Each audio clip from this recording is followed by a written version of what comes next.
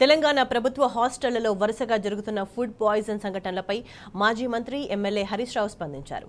మొన్న భువనగిరి గురుకుల హాస్టల్లో కలుషిత ఆహారం తిని చనిపోయిన ప్రశాంత్ ఉదంతాన్ని మరవకముందే మరో ఫుడ్ పాయిజన్ ఉదంతం వెలుగులోకి వచ్చింది. నిర్మల్ జిల్లా నర్సాపూర్ మండల కేంద్రంలోని కేజీవీబీ పాఠశాలలో శుక్రవారం 11 మంది విద్యార్థినులు కలుషిత ఆహారం తిని తీవ్ర అస్వస్థతకు గురై ఆసుపత్రిలో చేరారు.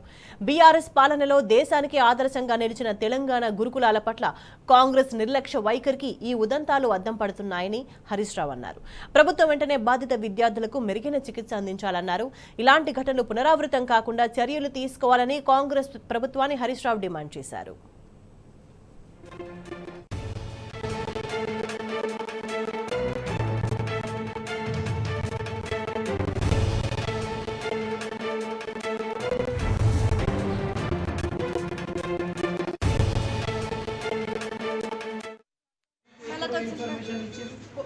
కడుపులు వస్తుందట, నెత్తులు వస్తుందట.